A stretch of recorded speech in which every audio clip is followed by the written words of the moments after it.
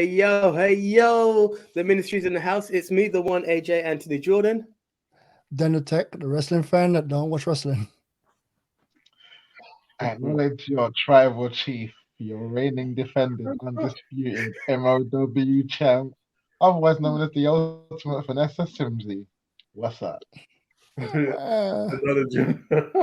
Big Tone as always in the zone. Ready to go. Okay, guys, we're in the zone. Okay, guys, look, the news has been going well, so thank you to everyone who's been tuning and commenting. We've passed our first 1,000 views video. You guys are still commenting to this day. It's absolutely amazing. So, you know what? We're bringing back the news. So here we are. The topics we'll be talking about today. Well, let's kick it off with this one. CM Punk, is he coming back to AEW? Before we have anything, I'm just going to put it as a vote of hands because I want to see how I'm going to divide this one up.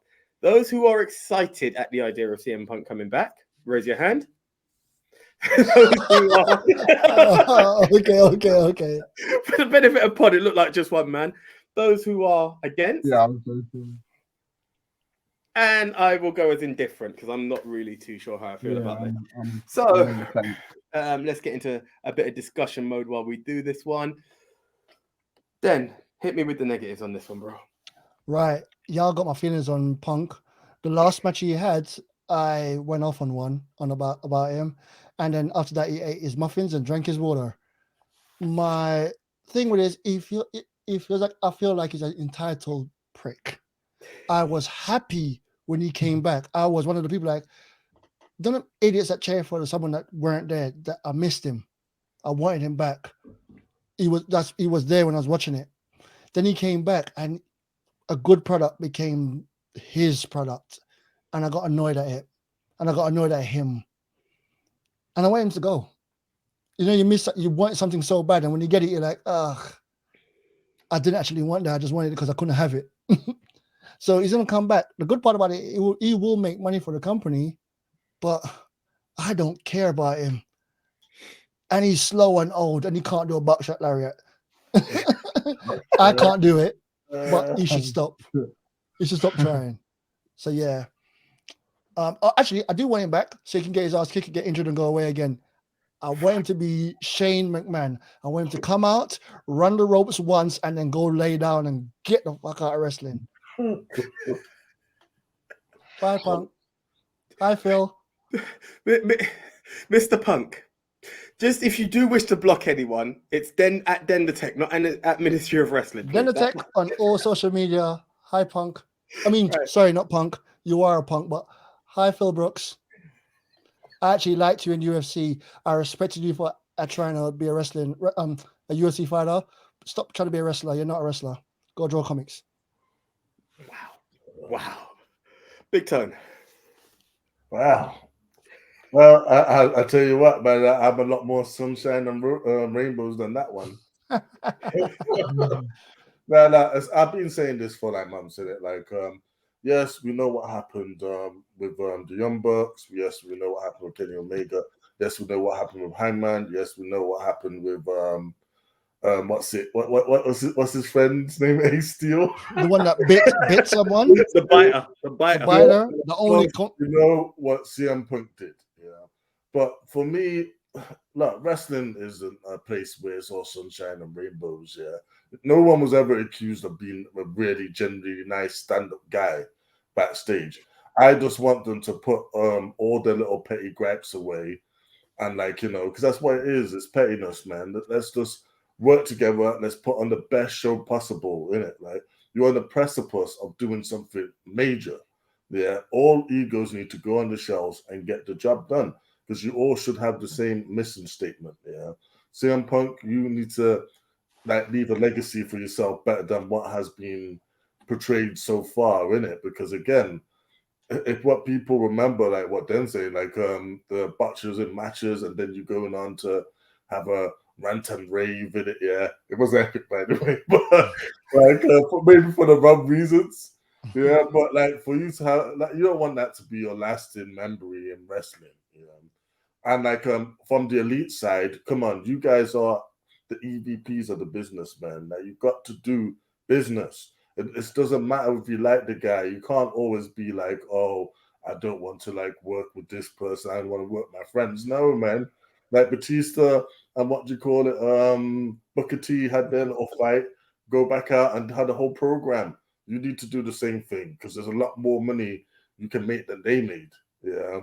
That match, whether you're gonna do the trios match, where it's FTR and Punk versus the Elite, or is you just gonna do a tag team match between FTR and the Elite, well, the Young Bucks for the belt, and then have a one-on-one with CM Punk, Kenny Omega.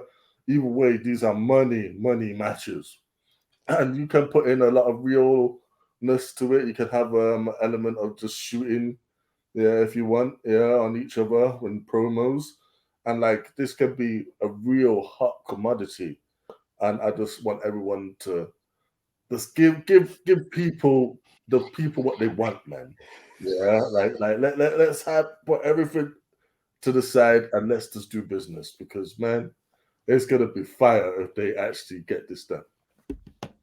Right, Leon, before I go to you, I saw Den put his hand up, so I'm just going to let him take a bit. Oh? No. Let everyone go through. No, my bad. Leon, your views.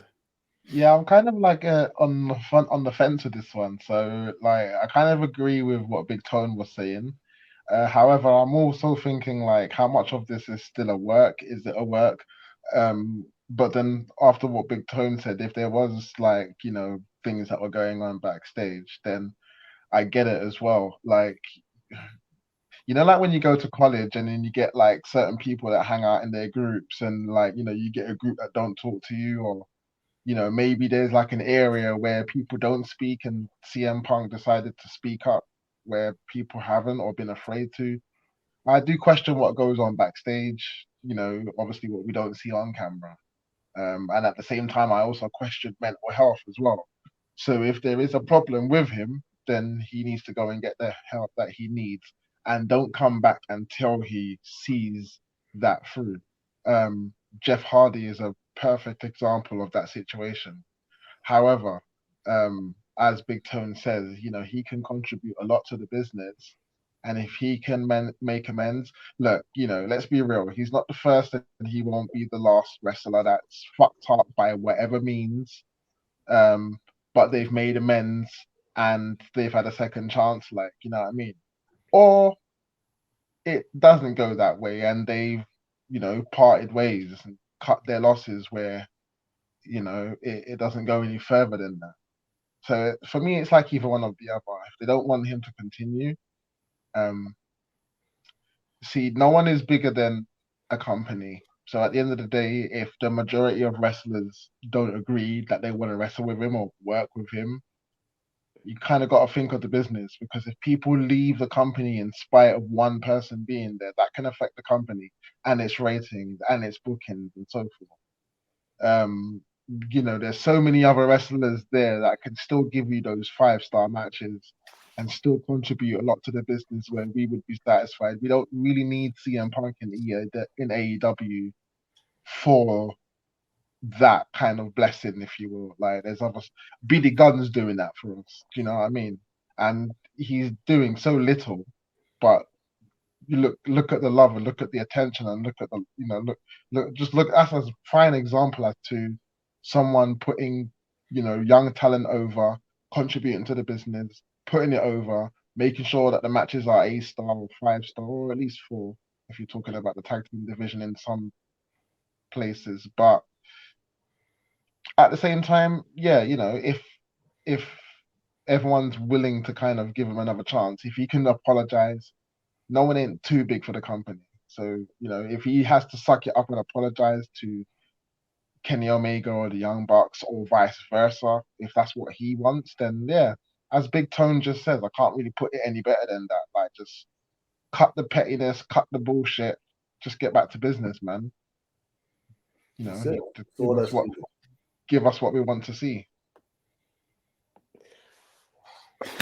So there were good points, like through and through, on each side. And I wasn't good points. I was whole hating. You make no, but it's factual. Like there's one thing I've always said, and I always believe at one point or another, whoever's had beef with Vince or at WWE always end up back there.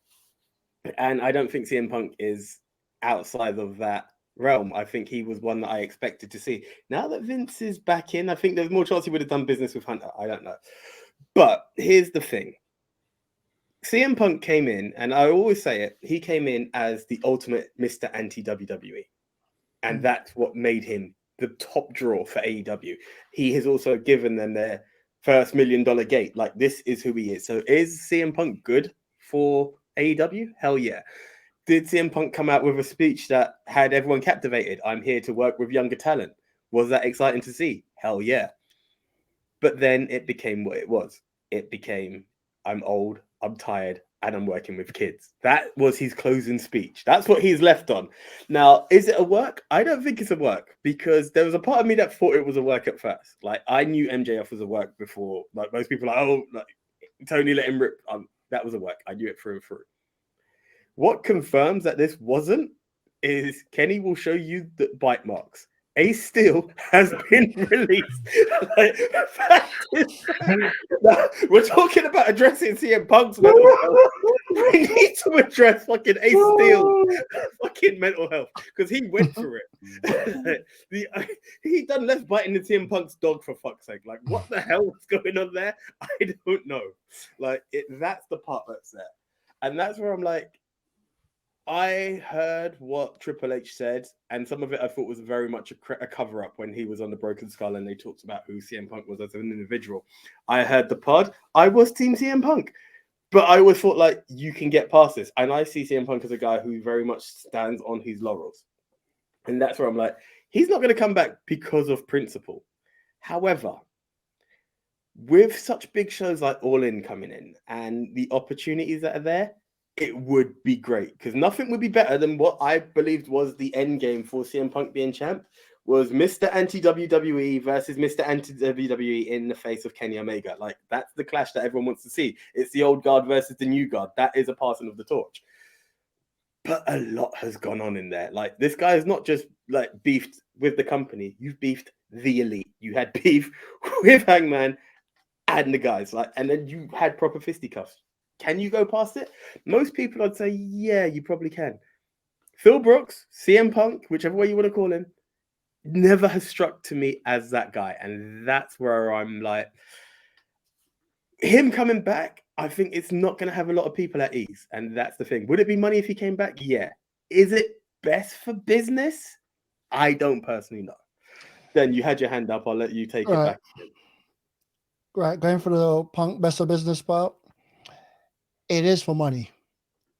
Going to something none of y'all watch. So this is how I relate. As you can hear my opening thing of, I'm a wrestling fan that don't watch wrestling. I am a fan of the product, but I read about it. I do all the dirt sheet stuff, but watching the product, it's time consuming. But I watch a lot of UFC. Coming to that, Punk is like Conor McGregor. Conor coming back into the UFC to have a fight would be blow the doors. It would be big. But Conor is not liked by a lot of people, but he would draw numbers. People are there to see him lose. Punk coming back, you're going to have fans of Punk that want to see Punk come up against the elite. Sorry, 1 second. Elite. It did then break up to just me, or was it everywhere? Yeah, it was everyone. No, I saw that too. Yeah, sorry, bro, Dave, you just say that again. I Your saw my signal went a little bit screen. funny there. Right, sorry, going with this one again. Punk, everyone wants to see Punk either come back and beat the elite, the team that in some people's eyes, they bully their way around in the back, or they want to see the elite beat up Punk that think he's the shit. They want to show, people say 5-star match. Sorry, no, it's 7-star match from Omega. Omega, every match, house show, everywhere. He is the elite. Sorry, Team Elite, but he is the main one. Business weren't doing that great. Punk was there to help it up. Punk left. Omega came back, and Omega has been smashing it. It'd be great for them to be there, to have a final blow off and treat this like make it into a storyline and have a blow off on it. I would love that. At the same time, You can go without it. You can go without it. AEW don't need Punk. Punk needs AEW. I have a thought. Go for it. Now, to be honest, to a point, I actually agree with a lot of what you said. And it's like what Leon said, no one is bigger than the locker room. If one person goes, there'll always be someone to take their place. But I don't think we can deny, realistically, CM Punk was the biggest star to ever walk through the doors of AEW. Yeah. And like Kenny Omega, in the wrestling fan sphere, yeah, on like the true legit hardcores, he is on the same level. Yeah. In the eyes of a casual, they don't even know who he is. Yeah.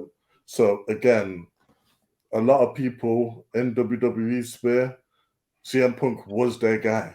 Yeah. So if you want eyes on your product, yeah, you're saying that we're bringing that CM Punk in the main event of this 90,000, capacity of people. That's a good shout, really. And it doesn't matter like really who he's against, but you're putting it against Kenny, who you're pushing as your guy. This is the guy. This is our Rock. This is our Cena. This is the guy. Yeah. That can only help all parties. I know it's gonna be hard and it'd be awkward and everything, but come on, guys, man, you're all grown adults. There's money to be made. If you don't have to like each other, think of the money. Go back to us saying Punk said to Cena, as you said, Cena. Punk said to Cena, "You're no longer the Red Sox. You're the New York Yankees." That's what he is. He is the Yankees. He's not the voice of the voiceless. He's the one holding young people down. I wouldn't say holding them down personally. It's my spot, bitch. That's Punk. That I would agree with. I would agree with he is protective of his spot and everything. But then, if we got to actually remember his run up until he started fucking with the Elite. CM Punk was fine. Was injured. No, he wasn't. I'm on about when he was still first back and he was on Rampage every week having good matches. Yeah, having good speeches. When he started messing with Hangman, that thing started to go downhill. Now I'm not saying who's to blame or what backstage. Not Hangman. That's where it started from. But it's not him. He said bad words in the promo about me. I'm so hurt.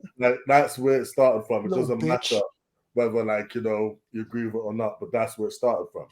And all I have to say is that they need to get past all of that shit and make their money. Stop saying they. He. No, they. No, listen. The Elite will work with anyone, even a dickhead Punk. Dickhead Punk. He's a burning bridge. Burn the bridge and salt the earth around him. That's the type of guy he is. If he's your friend, he's your best friend. You just gotta get past it. All right, cool. Let me stop talking so that everyone else can get a chance. So here's the thing. Yes, the Elite probably would work with anyone, but they've refused to sign a WWE contract. It's a fact. Let's put it out there. The same goes. It was out there. Like everyone was hoping. I'm right. I wouldn't sign a contract with that stupid company. Well, I'm just saying. I'm such a hater. God, sorry. Obscene amounts of money was put out there, and thanks to Cody, they can make more money elsewhere. As well as them, the Elite have done very well to show that you can make money outside of WWE, and I respect the hell out of all of them for it. But it's also the same for Punk. Like we could say that Punk, he will come in and say he's willing to work with anyone, but he draws those lines time and time again, and this is where the split comes. Like, is it good for business, guys? I say to you right now, comment below. We'd like to hear: is CM Punk good for AEW business? Is he good for the wrestling business? While we do that, we're also going to transition into our next segment, which is the fact that because it seems like CM Punk will be coming back in, there's talk that AEW will be having a new brand because they don't believe this man can get on with the Elite. Apparently, AEW Collision is meant to be built just purely on the fact that he's coming back, but people are still butting heads and it can't happen. Now, that just shows that two people are being difficult as far as I'm concerned. Two sides are being difficult if we're going to go that far. There you go. Yeah. But here's a question. Is AEW Collision, or whatever the show may be, a good idea? I want to hear from someone who thinks it's a good idea before I go into what I believe it's not. Come on, Leon. More wrestling for you. I haven't heard of this, to be fair. Oh, So- wow. So what? All right. So they're thinking of bringing another show like Rampage. So here's the thing. So you're gonna get. WWE. Have you heard of it? SmackDown Have you Raw. heard of it, Big Tone? Before I I go have. in? I've heard of So- it. I have to keep it up to Correct date. me if I'm wrong in anything, but what I've heard, the plan that they're saying is you've got AEW Dynamite and Rampage, which is Wednesday and Friday. Saturday is going to have another show, which is meant to be AEW Collision, and it's meant to be like you're exactly what WWE done. You're going to have a draft, a brand split. It's going to be a draft. People all over. One probably Dynamite is going to be very much elite focused on whoever they want to work with, and on the other side are those who happen to be Team Punk on AEW Collision, and it's probably because they need a draw. It's I think it's a good going idea. down the route of Jericho Punk as your headliners for that. That's the way AEW Collision is going to be, and probably FTR because they are Punk guys more than anything else. Then you got your hand up. I'll let you go. You said anyone else think that's a good idea. I do, but not in the way of separating them lot. What we were talking about previously, everyone should work together like Raw and SmackDown. But the good idea about it is AEW has been signing nonstop for years now, and they have a lot of talent that can't make it on their show. Having a separate show would give a chance to have talents on their show, and they could do it like, say, for instance, Raw and SmackDown. Do you remember when they first split it and people on SmackDown were just the wrestlers, that they were the one that could actually go, and you had that show, and they left it alone and build stars on that one, where you have Raw was the main show what people really watch, and that would be the Dynamite. Entertainers, yeah. So the entertaining show, and that would be more for the young bucks and them like that, so they can entertain, and then the other show could be more the wrestler show. But that way they get to use all everything. That thing, Rusev, not Rusev. I don't know his name. Miro. When's the last time you see Miro heard anything about Miro? Injured though. Okay. When's the last time you heard anything about Andrade. Andrade looking at the door. When's the last time reason why? Because they're not on TV. Yes, right now the TV is mainly what people want to see is the box and see them lot. Sesame Daddy was there, but everyone was like, yay! They made a big deal, but then they weren't really on the show as much. It's a lot of people that are missing primetime spots on the show. So the other show would give people a chance to build stars over there as well. That's a good idea. I don't like the full separation. And with the news with Jericho, Punk has to have a meeting with Jericho about coming back, because Jericho is the real locker room leader. And he had a falling out with Punk as well. And remember, Jericho's a guy that would defend any wrestler against anyone. Big Tone, you love to ask a question. How much would you pay to do ABC against Brock? Jericho did it. For nothing. Hey, For that nothing. guy's got balls of steel, man. He did it against Goldberg. He did it against everyone. He's the one that would go up against Vince. He did it against Shawn Michaels. When Shawn Michaels had stroke backstage, he did it against anyone. He is a true locker room leader. So if Jericho signs off on Punk, I sign off on Punk. Interesting. Big Tone, your take on this. You know, Sorry, Leon. Sorry, I saw your hand there. Sorry. Oh, Respectfully. Right. I didn't know about that show that they were thinking of bringing forward, or maybe it just went over my head. I'm not sure. But if that's the case, I would say that I am for it. But the only way that would work is if they got rid of AEW Dark Elevation.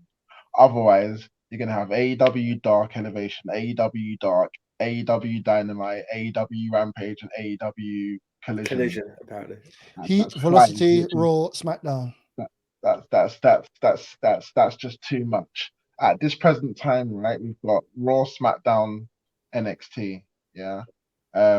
And okay, maybe NXT Europe, so that's 4. So okay, maybe keep Dark, but get rid of Dark Elevation, because otherwise it's just too much content. But going back to what Ben said, that would be like your Heat and your Velocity to the Raw and SmackDown. Yeah, but the problem is that was then. They don't do that now. It's still too much content. I mean, if that were the case, okay, they've got main event as well. So in a way, it technically does make sense. But my problem with that is like then also ask the question, where's Miro? You know, where's Andrade? And we're not even seeing them on Dark or Dark Elevation. So if they come with this new show, will we see them on that show, whether they may be heading out the door or not? But I think in order for it to work, you would have to get rid of Dark Elevation, keep Dark, then have um, Dynamite and Rampage, which would be the main flagship, which should be like the main flagship shows, and then the two sub shows would be Dark and Explosion, or whatever it's called, for the people that don't get enough TV time to have their time on those respective shows. Big Tone. Well, like first, like if they was making the show, they've said Collision is gonna be basically their next Dynamite. So the two main shows will be Dynamite and Collision.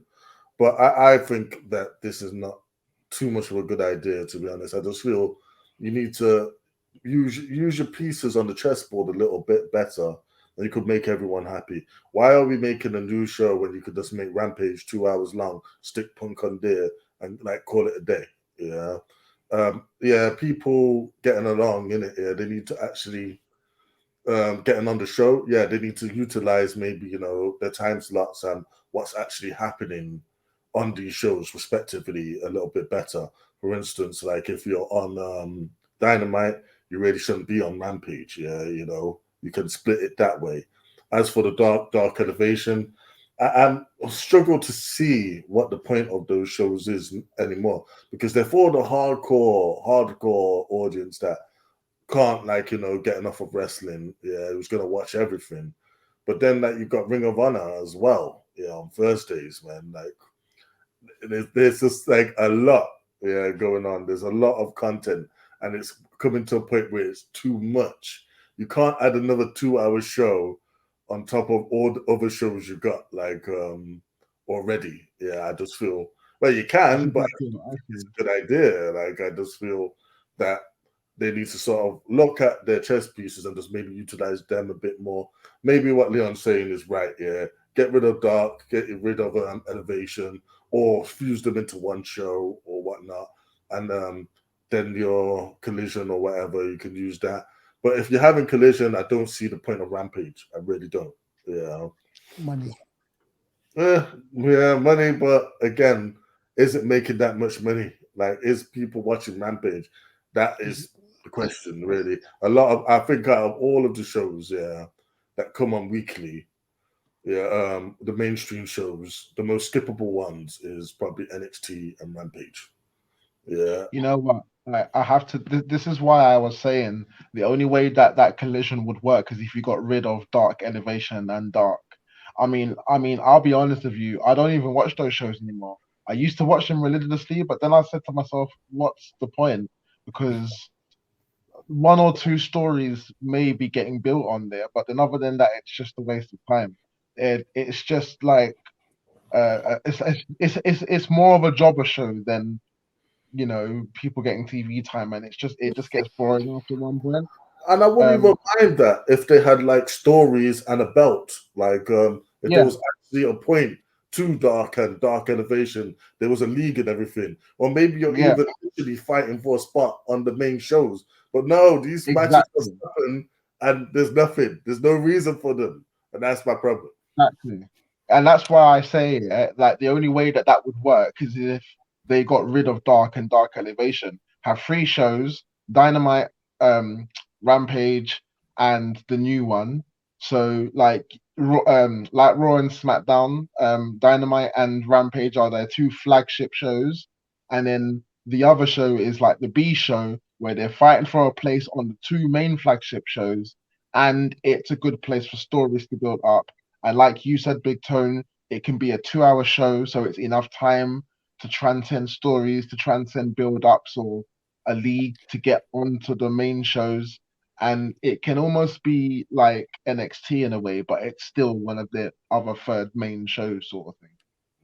Right. Can I come at this from a business point of view? Okay, I'll let you do that and then I'll jump in. Yeah. So it's a quick one. Do you know why WWE went for 3 hours? Advertising. It wasn't to build more stars. It wasn't to tell more stories. Advertisement. They pay a lump sum of money to get their advertisement on there. AEW do this, get a TV deal, they get a big lump check. Here you go, right away. They could just bring the worst crappy on there, but if they do something good and they get more viewers, the next time it comes around for the deal, they get a higher deal. They don't care about the stories. They're putting a shit ton of content out there to get a shit ton of money back in. That's what's happening in wrestling right now.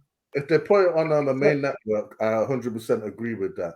But like, just don't do it like how you've done Ring of Honor on your own private thing. Don't do it like how you do Dark and Elevation on YouTube or anything. If they do what you're saying, they put it on the main network, then yeah, it's lucrative, isn't it? A good idea. So this is my problem. It's that name that you've just mentioned there, Big Tone, because I think, let's be honest, there's one thing that's out there is that you can put out content, and WWE have that reputation. As you said before we went on to recording, then there are people out there who are still very much WWE is the only company. They just knew that Cody left and came back. That's from you attending WrestleMania. Now, what AEW don't want more than anything is a cancellation, because that is the fuel that would burn them so badly, because people will rip them apart, and it doesn't set good precedents for anything that comes forward. That's the first thing. Like, if we're talking from that business point of view, because it's there. My biggest problem is what Big Tone's brought up a few times. Ring of Honor. When WWE created a brand split, they had no competition, respectfully. Like, everybody was out. They had all the talent because they scooped up everyone. There was nowhere to go. You now have a chance to go two ways. Eventually, that Total Non-Stop Action popped up, and then it became something. And even that was a bit weird, and it took a real time to come through. Then it was they signed Hogan, WWE signed Brett. Everyone saw where the attention went. But this is the problem. Yes, there is a pool of talent that Tony Khan has. And if you're listening, Tony, Big Tone's idea of qualifying to a new show, to the main roster show, is awesome. Take it up. But you've got Ring of Honor as its own brand. Dynamite with potentially Rampage. And then on top of that, you want to bring Collision. As much as we talk about there's a lot of talent in there, you're spreading yourself too thin and too quick as far as I'm concerned. I don't know if there is enough creative within the company to be able to build for all of these divisions. Now, you could be like, oh, yeah, Jericho's great with the pen. This one's great with the pen. Yeah, they probably are. Your Mark Henrys and your big Paul Whites, that could possibly help. But you need those guys to really control the shows, because if it's the talent controlling it, you will see people going into business for themselves more than ever. And Tony Khan, I believe it will be very difficult to manage all of that. On top of that, excuse me, one of the other things I find a huge problem is, as much as they have this pool of talent and there are people that are being unused, there's this constant forbidden door being opened, which is all kinds of cool.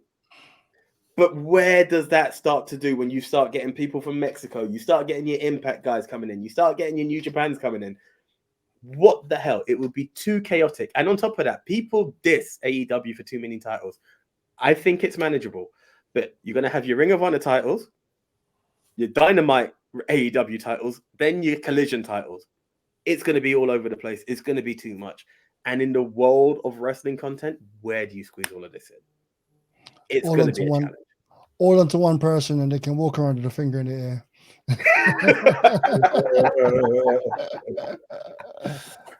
Uh-huh. Yeah. But to me, yeah, that is the biggest problem. I think it's too soon. I don't think there's enough backstage talent, unless you're going to bring back Ace Steel, and then maybe I will stop and think it's a work. But you're going to need a shitload of backstage talent to be able to create. Let's remember, in a world of UFC, that's two men going into fight, and you've got your divisions. Wrestling, sports entertainment is exactly that. It's entertainment. It's scripted. I'm not going to call it the F word, but it's scripted. there is development that happens in there. It's notorious that the whole world could talk about how many times Vince has ripped up a script during a show. How the hell do you manage 4 shows a week plus your sub shows? That's a lot of work for a new company. Not being a crazy old man that can't make up your mind. That's just literally it. I give you this. I keep repeating, I don't watch wrestling, but Forbidden Door is a show I'll watch on my own. If we don't meet up to watch that, I'll watch that on my own. The last 2 I've seen blew my mind. I love that. No stories, just wrestling, match finish, new match. And they tell the story in the ring. Oh, it's so good. So AEW is a million times as a product better than WWE. As a product in worldwide notice, not being a mark as we are, it has no foot to stand on. It's TNA back when TNA was TNA before it became Impact. No one really knows about it. We know about it because we're but I've experienced people going, who? What? Okay. Wait, watch that crap? Okay. Okay. I think the UK knows about it. Oh yeah, the UK is the biggest audience, the second biggest audience in the world for wrestling content. As I said, remember UK had a Big Daddy and all them lot. There was a big wrestling thing back in the days. Then it went away. Then everyone has moved over to WWF. Why do you think they brought it over SummerSlam in 1992? Biggest audience. Every time they come here, sold out. They can sell the tickets at stupid prices, and we would still spend our money. We would go there. We'd make the most noise. We'd have the best time every time. The wrestlers love the UK. And I agree with that. Cena has taken it upon himself. I think he even gave us a bit of a hint once and said, like, maybe there should be a WrestleMania UK. Still holding you to that, John. But yeah, like we are that environment. It's absolutely insane. And we will all be all in. So yeah, that's the one. But no, honestly, for me, AEW as a company, keep doing your thing. But in order to keep doing that, don't spread yourself too thin. So to me, honestly, as exciting as Collision sounds, it's a thumbs down for me. Just not if it's coming, not yet.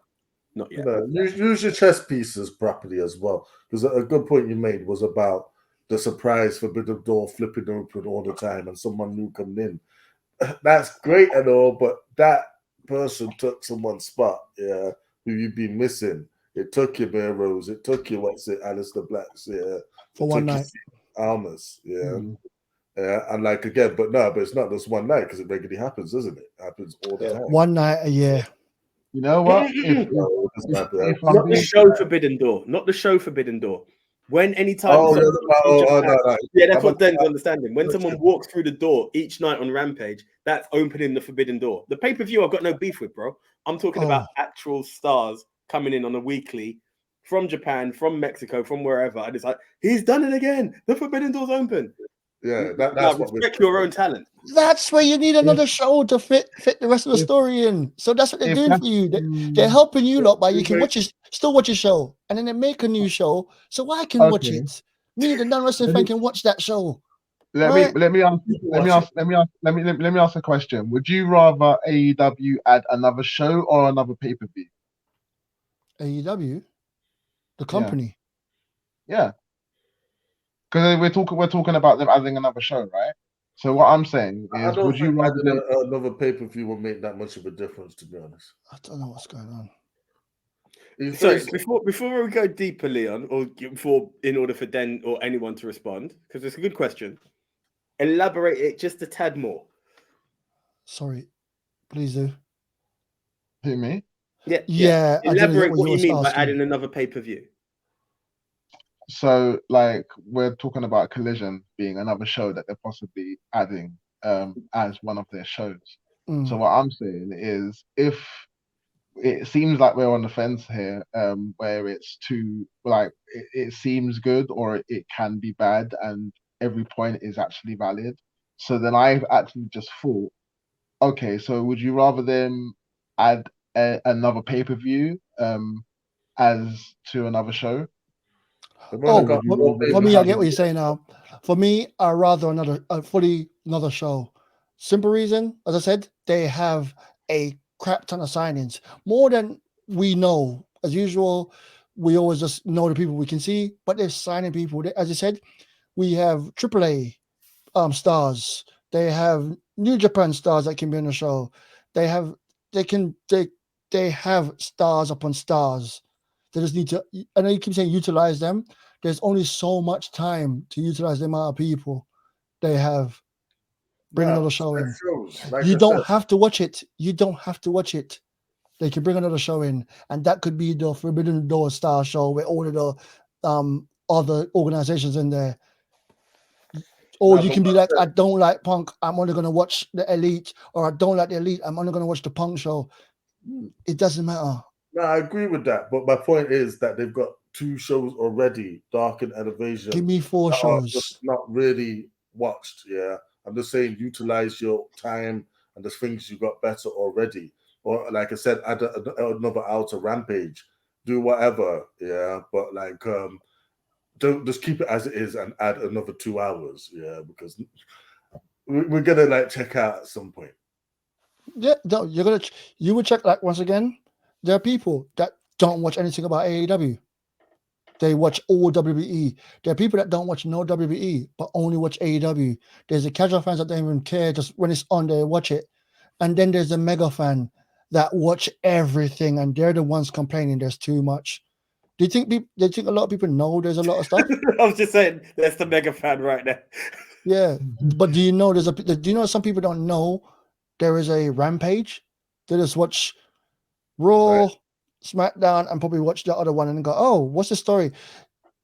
Just there's not enough time to watch all of it. And the only people suffering are the crazy fans that watch everything. You don't have to, unless you're reviewing every single product. Just watch what you can. Enjoy what you can. You don't have to. It's just, but again, the question whether it's a good idea or not. I would say the ultimate answer is let's wait and see. Yeah. Yes. They come out with what they do, because who knows, it might be the best idea. It might be, like, as you say, a good way to get a lot of people back on TV. It might be nice to have the locker rooms running smoothly because some are the Punk teams that were on the Elite team. So we'll see. We'll see. You never know. The Forbidden Door could be those 2 shows actually crossing. That's true. It could be an internal, instead of going to another company, their own company internally crossing. Mm-hmm. But one thing I do question before you move on, I just don't see why they couldn't have done this with Ring of Honor. I thought that's what they actually intended to do. Ring of Honor was to buy the library. It was just to buy the library. And this is the thing. I would have treated Ring of Honor. It's either you treat Ring of Honor like your Collision and do what you have to do. And Punk has Ring of Honor history, so it works perfectly. Or you legit, that's what you do. Or you go back to what Den said, look, just dead the company. Make it WCW. You brought it for the catalog. It's available as a backstream. And that's what ECW. It's ECW at this point. Yeah, exactly that. And here's the thing. For me, going back to your question, Leon, would I prefer it as a show or a pay-per-view? I'd have to go for a show, because now you're giving me something to build the stars. Because if it just became a random pay-per-view, these shows have shown, respectfully, that there's not enough time. Like, how would you build it? Short of giving Punk back Rampage, if it is because of Punk, how do you squeeze it to make it worthy enough for that pay-per-view to care? You're still going to have it will be the same talent on just an extra pay-per-view. That's the problem with that for me on that one. And going back to what you said then, if they were to make it a Forbidden Door show on a weekly basis, the main Forbidden Door would really lose value. So to me, no. Not a weekly basis. Not a weekly basis. The pay-per-view. All right. So instead of them going to Japan and doing business with Japan, they do business with themselves. Can you imagine Raw and SmackDown if they were truly separated, that they never cross, but on one pay-per-view a year, they cross? The champion from SmackDown versus champion from Raw. Like, was it No, there's a thing called that pay-per-view. It used to be Survivor Series. No, the champions. Clash of Champs. Clash of Champs. So, like, they got Clash of Champs, but in the case of WWE, it doesn't work because everyone's crossing anyway. But imagine in AEW, they actually don't cross. And that's the only night they cross. Lovely. No, I agree. I've always said that. That was one of those bits, and I will touch on that actually quite shortly. But guys, before we do move on to our next segment, what do you guys think? Comment below, share it because it's one big show, but it'll be split up as well. Is a brand extension what AEW need right now? We'd love to hear from you. We'd love to interact a bit more. You've seen her positives, you've seen negatives. Tell us where we're right, tell us where we're wrong. Okay, we are done with AEW at the moment, and we're moving into the world of the good old WWE. So going back to, as you were saying there, then, yes, they don't even know what they're doing with their pay-per-views. You like, we used to have a show which was, what was it? Bragging rights. Bragging rights. Bragging rights should have been that show. Bragging rights was Raw versus SmackDown, Champ versus Champ. That should have been the one. I always like Survivor Series being different because it's where Raw and SmackDown got to blend and you get to rejoin your old tag team partners and that. Those stuff should have happened. If you're listening, Hunter, we'd love to see it back. But more importantly, then you were there during WrestleMania time when the word has come out that Vincent Kennedy McMahon is back in the business. Also, another thing that Big Toe just dropped his head there for anyone on pod. But also another thing that we have lived by as the ministry was, again, Nick said, fuck Triple H. I would never say that, but it was, let's wait till after Mania. And this is the thing. We've all said it. There is no turning back. We'll all go back to it. Mania was the deadline. I was quite happy to a degree that Roman retained. But let's look at the product now. Has it improved? Are we seeing those changes? It's a bit difficult that Vince is now back and the world is all over. But to your credit, Big Time, so I'm going to let you take this first. You said this is one of the best Raws you have seen in a while. What is your views on the current WWE product? Well, again, it's very hard to gauge whether, Vince is in charge, if he's actually behind the scenes, actually running things as he was. I mean, the rumors was that he was not Raw, so maybe that's why that Raw was actually good. Yeah. But I'll tell you what I liked about this Raw.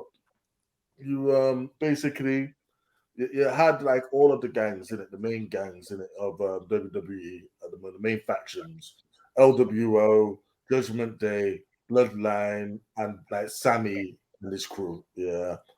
All come together to clash, a nice blending of the storylines in a way that made sense. You see people multiple times throughout the night. It actually did remind me of the old days of the Attitude Era, where you basically would start off the show with Austin or something in some angle, and then Undertaker and Kane are fighting at the end, but then somehow that's dragged into Austin and Rock storyline. It was kind of like that.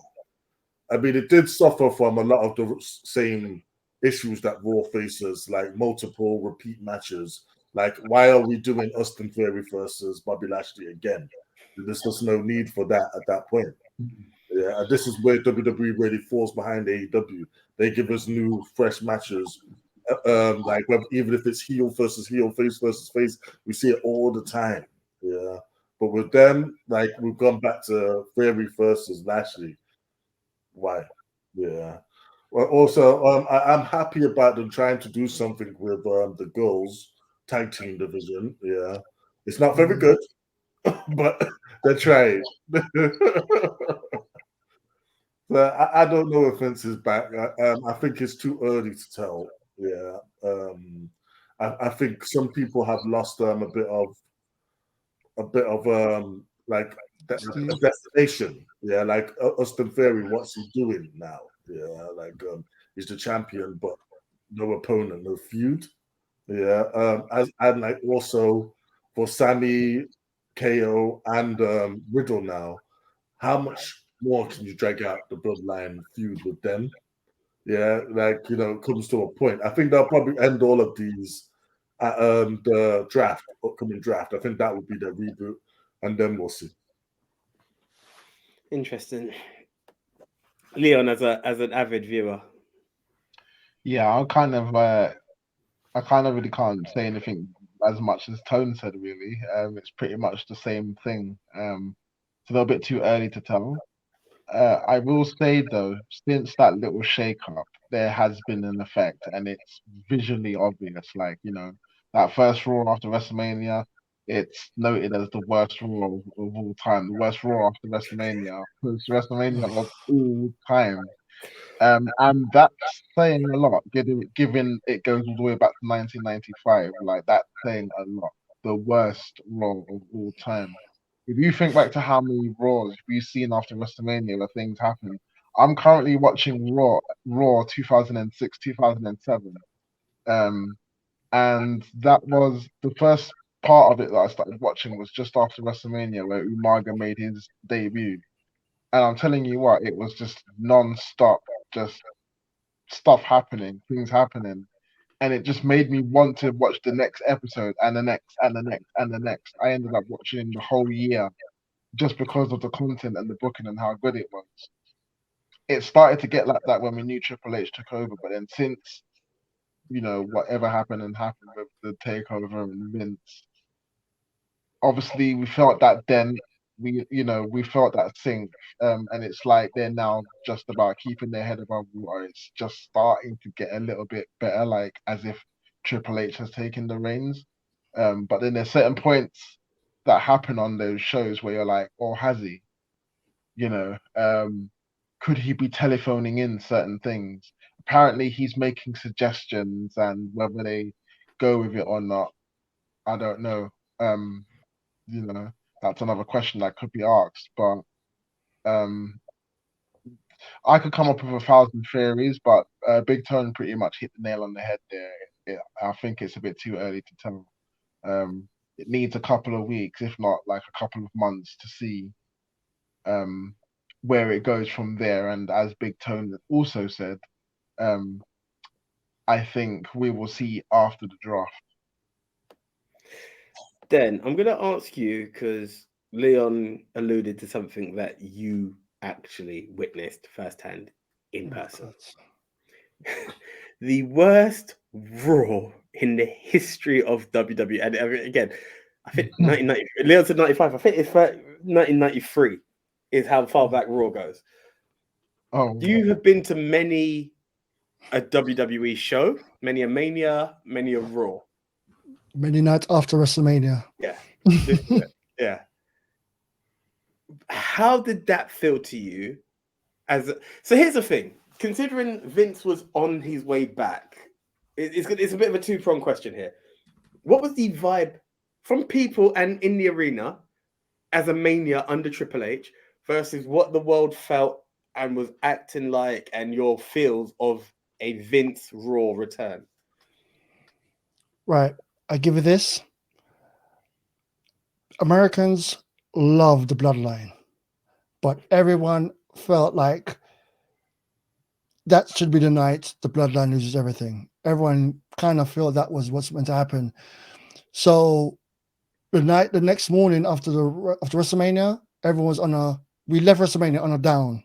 The entire atmosphere, even though people were cheering like, yay, he won, but it was like, but should he have? I say it felt like a down all the way through the night before. Next day, there was no real hope, but we're like, let's see what they do. And then when it came out, it started with a Triple H speech, and we're like, because we already start seeing the news, like, Endeavor has stepped in and they've merged. They've bought WWE and they've merged it with the UFC, and it's a big thing like, shit, Vince is back. So that was instant reaction. Oh shit, Vince is back. Vince is back. Everyone's feeling like crap going into the arena. Triple H came out, gave a big epic speech about sold out nights. So like, this feels like a goodbye speech. So I started saying, like, everyone around us, like, is he going? Is there something happening that we don't know about? Because it was just a lot of things happening, certainly. And then the night begun. And then it was just like, okay, let's see what happens. There's going to be a tag team match. They're going to rebuild Cody Rhodes. Brock, okay. You can't trust Brock. He's going to beat him down. It's going to be a burial. Shit, it's going to be a burial. And then it was nothing but promos, and then quick matches and promos. You know what it's like when you watch it on television and you have the commentators. You get the buzz and you get the backstage stuff. You're sitting in an arena. People around us, we just started having casual conversations. We weren't even paying attention to the ring. There was a match going on between the Street Profits at a match on that night, and no one cared. Then you had back and thing, the women tag team. Raquel, came out. Who should have won on Mania because they've been winning ever since. I don't understand how they lose, but then now they're the champs. Don't matter. Let them do the booking. They came out once again. No one cared. Everyone's having a conversation about everything else apart from the match. The crowd was dead. It was just like, just get over and done with. And then the ending happened, and it ended like this. Roman grabs Cody, does the F5, and the crowd shocked. And then it was like, they are truly burying this guy. That's it. They don't care. It's done. Roman's gonna be champ for the rest of their life. He's not gonna be the one to win. Then the conversation while the beatdown was happening, the conversation was like, who beats Roman? It can't be anyone in the roster right now, because if anyone in the roster beats him, it's not special. Who beats him? And it was like, no one cared about the beatdown. The beatdown was happening, and we're just having a conversation. It wasn't as hype as you think. It was just so dead. And then that finish, beat down for nothing. Roman went away, came back, gave the double salute to the down, and then Cody walked up the side. I know usually you're meant to cheer the, you know what, Cody, Before the hero. you're going to be doing good. People just got up and said, all right, cool, it's over, let's walk. No one cared. The room, the entire arena was just like, just get the hell out of here. We came out, and then it was like, when they hit the main thing everyone cared about, oh, why is LA so cold at night? Let's get out of here. There was no what we're going to happen next. No rumors about what happened next. There was no crowd chanting for this. There was no beach ball type of thing. There was nothing. It was a standard Raw in a standard backwater town that no one cared about. It was dead. No cash in. No, there was one surprise. One surprise, which was good. Riddle came back and was like, oh, Riddle's back. He was out for like a few minutes. And what the dumbest part? Sicko came out. Whoa. Yeah, whoa. that was terrible. He came out. He sung. You can see they went to an ad break. They sung all the way to the ad break, and he walked out the ramp and went, why? I can only imagine what that must have been that night. When he walked up, everyone looked at each other and went, what happened? That must have been a mistake. He came out, it must have been a mistake. But it's live, so it was. I've been to go back in the past. I'm sorry to keep talking everyone else, but went back in the past. I was there when Shawn Michaels retired, and he gave a speech, hugged Triple H, said thanks to the audience. But on the same night, Jack Swagger also cashed in and beat Jericho to become the champion that same night. The crowd was riled. They were crazy. This was after 26. After 25, everyone went nuts. It was just, the atmosphere was buzzing. But the reason why Raw was such a downer, two things. Roman retained, Cody didn't win, and then everyone found out Vince was back. Out of interest, before I go any further, was anyone slightly excited at the idea of Vince McMahon coming back? No one. Do you want to hear it? Mania. Everyone stated. No. Vince, did you hear Vince is backstage? Yeah, he's backstage. He better not come out. We know if he comes out, he's going to get booed nonetheless. He's horrible. I can't stand that guy. I hope he doesn't come out. And then you hear his son music come on, and everyone popped and everyone went crazy and went, wow, the American fans are crazy. Sorry, my American fans over there. Sorry if y'all watch the show, but y'all need to watch some wrestling, because what? I bet you if you hear No Chance in Hell, the place would have gone crazy. They wouldn't have booed. Even though no one wanted him there, they wouldn't have booed. I have to be honest. It's the same as when Real American comes out. And people are always going to cheer that. Yeah. What happened? I give you what's it called again? Cena. Back when Cena was getting the boos. When Cena come out, you get the Cena pop of his music hits. The crowd goes, yay! Now it's time to boo you. They don't dislike the man John Cena. They dislike the character John Cena. Vince, people respect him for what he did for wrestling, but they hate him for what he did to wrestling. Yeah. And he's a freaking, just go away now, man. I know when he retired, it was a bigger shock. How long did that last? He came back. He got the company joined. He tore up the flipping. You could tell that the script was ripped up several times. People coming out, people doing nothing. The losers from one night are the winners of this night. There's a tag team match against someone that no one cares about them to be. It was just all over the place.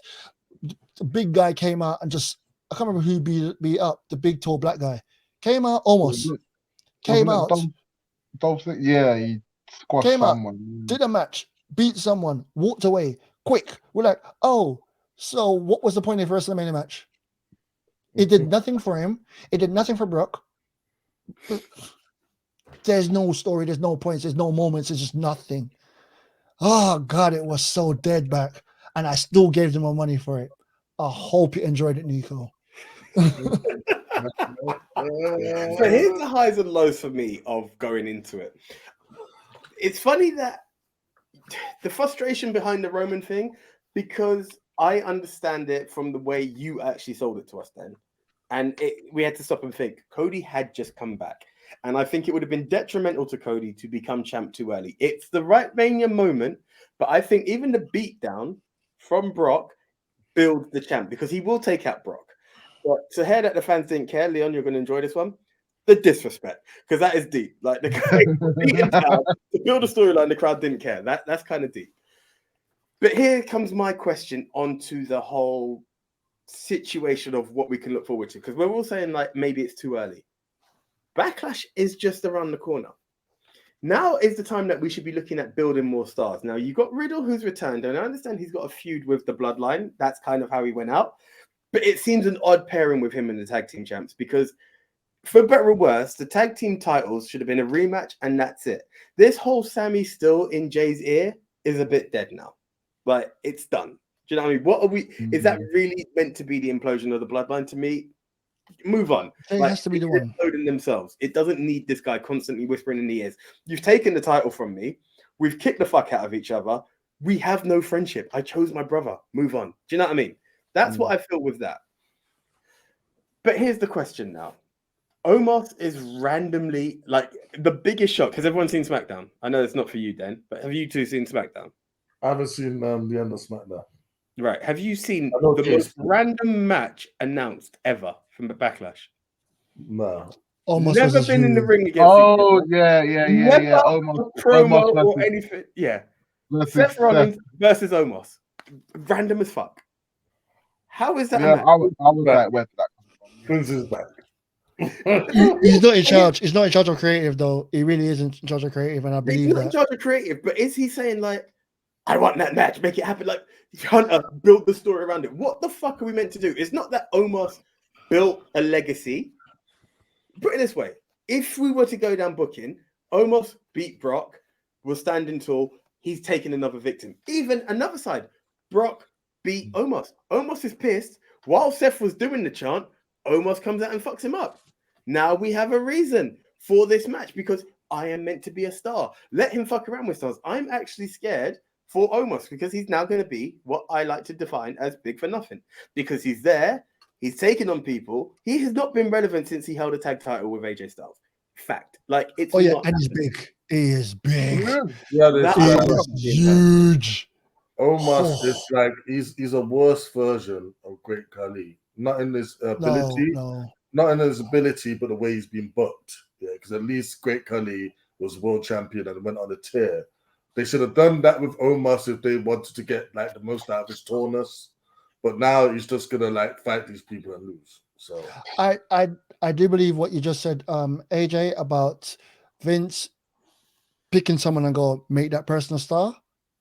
I do believe he's probably not booking, but suggesting I want that person to be a star.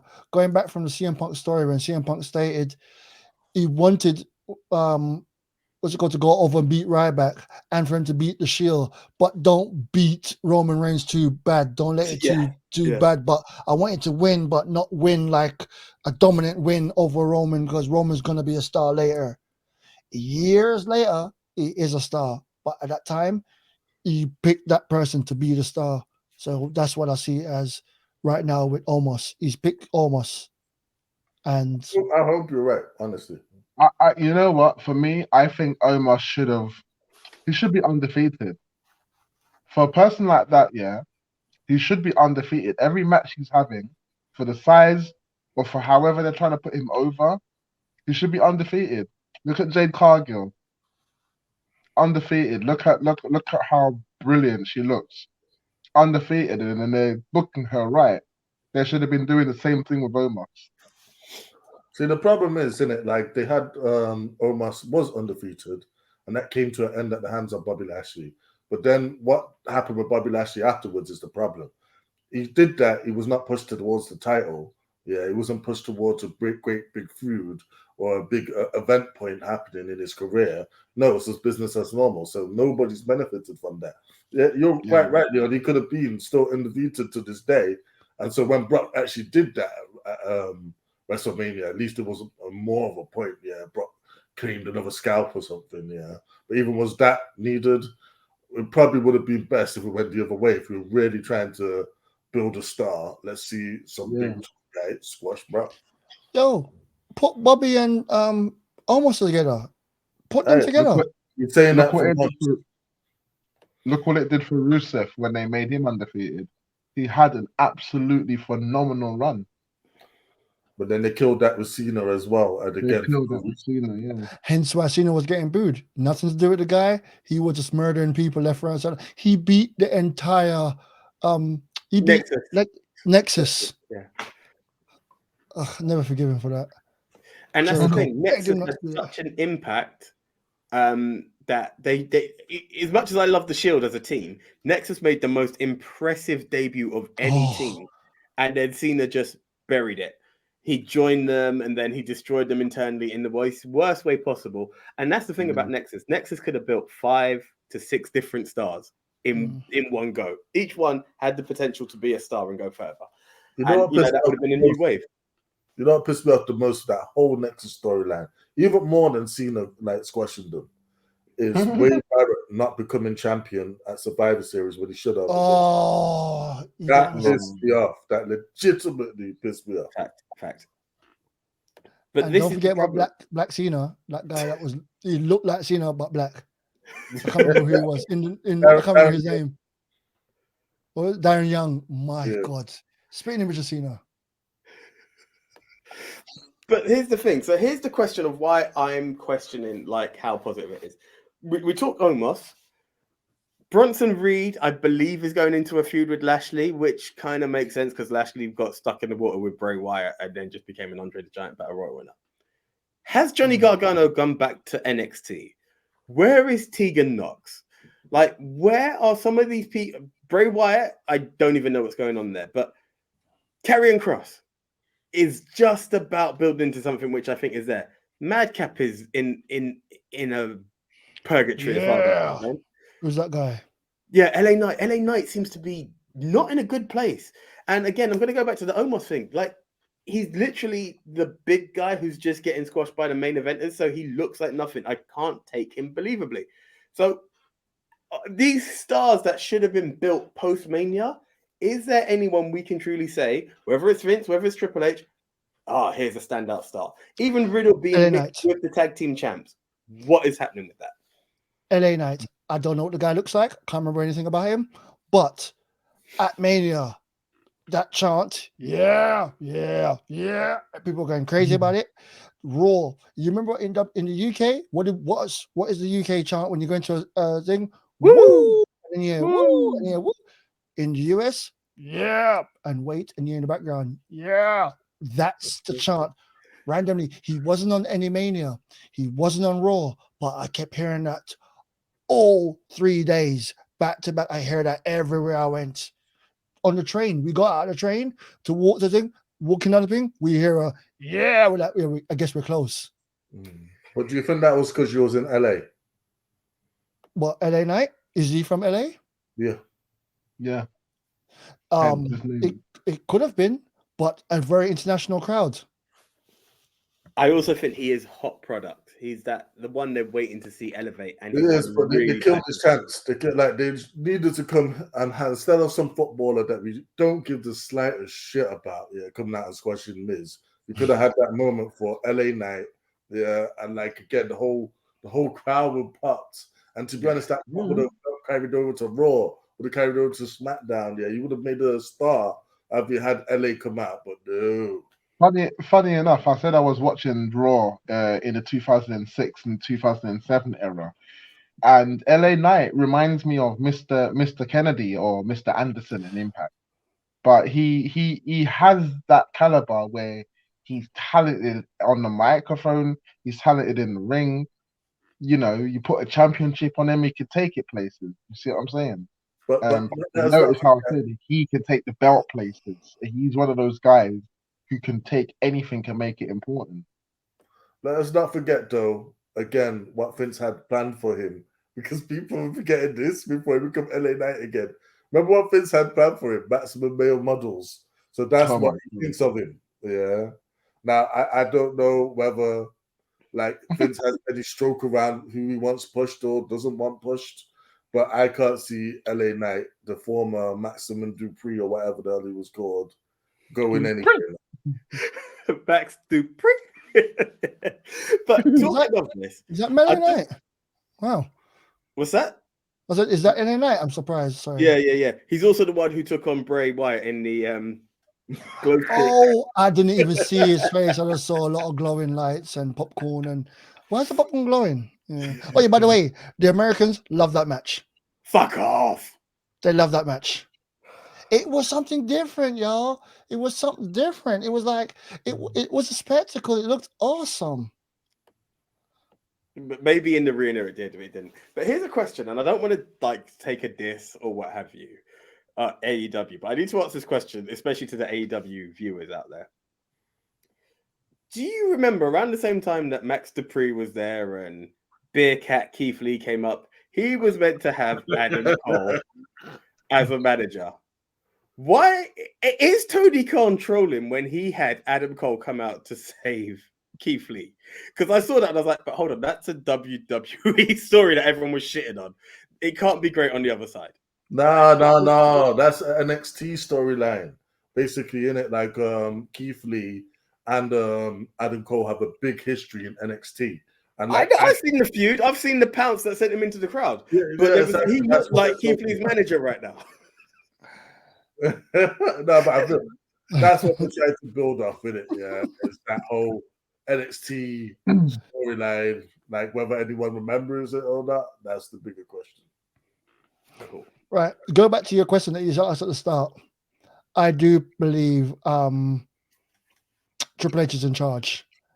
I think Triple H is getting told who Vince wants to be the main person, but Triple H, being Triple H, is going to make the product better.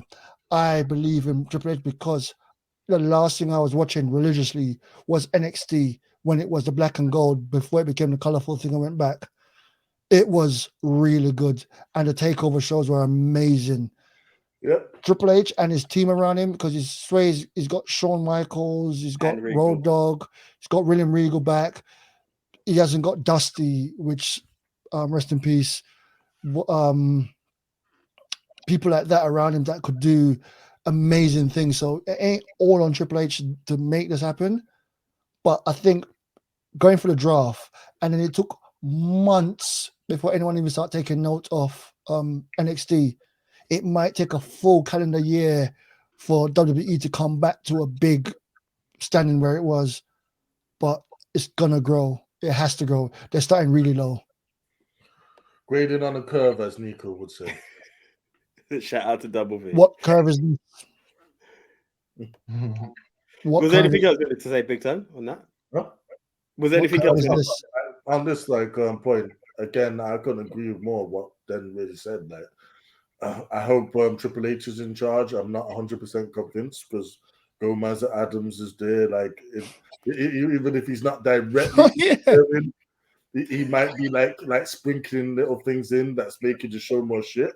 So like, we're just gonna have to see. I hope we get more of this Raw that we just had and less of the Raw after WrestleMania. So, I mean, for me, in closing, it's really difficult because, as I said, I'm a person who has always respected Vince and backed him. However, especially for when what he I saw Vince come back and I saw Stephanie leave, when I thought WWE was in a very positive position, and I remember we recorded because it all came at the same time that we got WWE pay-per-view in the UK, right? Like it just felt like he's interfering because he's seeing stuff go good. Then I start seeing, to me, I start feeling bitter old man. I hate to say this about Vince. I just felt bitter old man. His product is doing good without him. He can't do it. And what I've always felt should be a family business got sold on. And that still has me in a very weird position. Like, it's always been a McMahon company, you know? Yeah, they've had investors, but it's that. And now it's there. And what I feel was a positive, I'm kind of torn.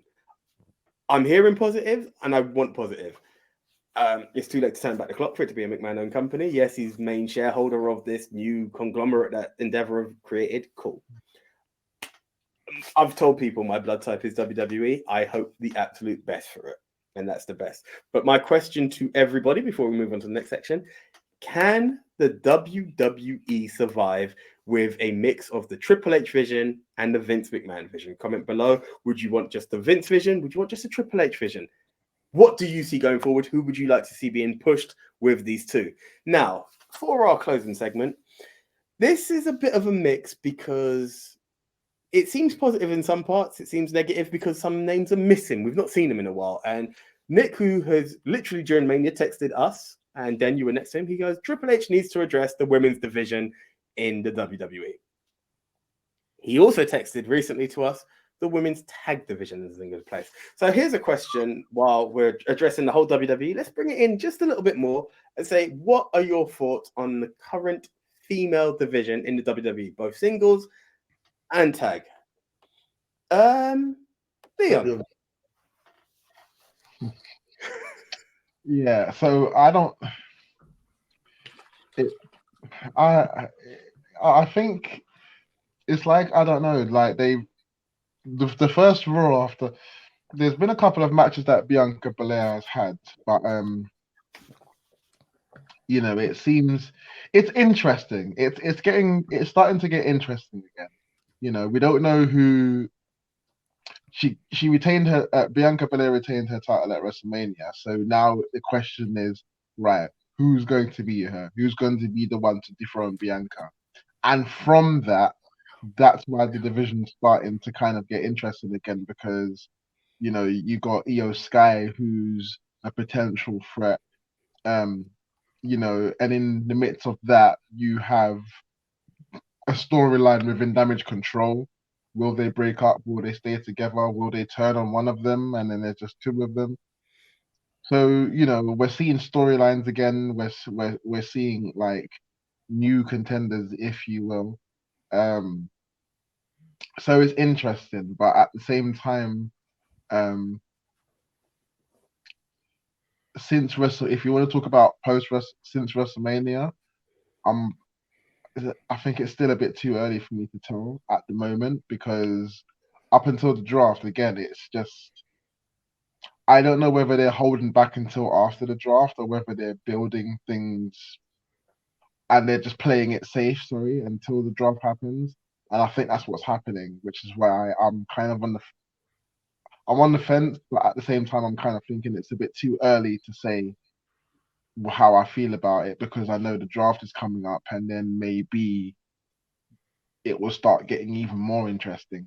But that's as much as I can say about it right now. Big Tone. Well, I think it's a mixed bag, really, isn't it? Yeah, like we're seeing them at least try with the tag titles, yeah, like storylines with people coming out. Again, it's too much of this thrown together team and everything. I do like the team of, say, like Sonya Deville and Chelsea Green, because they go together. Yeah, but like, why do they have to be that? Make them an actual name. Give them names, man. Actually try and keep people together for more than 5 minutes. Yeah. As for the women, I think the single divisions, like Rhea still seems to be involved in more of the whole Ray storyline, yeah, at the moment. Yeah, it was good to see her staring down Solo of all people on Raw.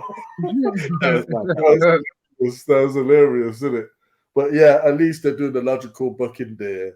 Yeah, and like we're gonna have Selena Vega going after that title. But it makes all the sense in the world. Yeah, your two factions are feuding. The females from each of that faction should feud. Yeah. Bianca, on the other hand, I'd look left and right. I don't see opponents for her. Yeah, and like this is an issue. Yeah, maybe you can bring Alexa back to TV. Like she seems to be like just missing, like vanished into thin air.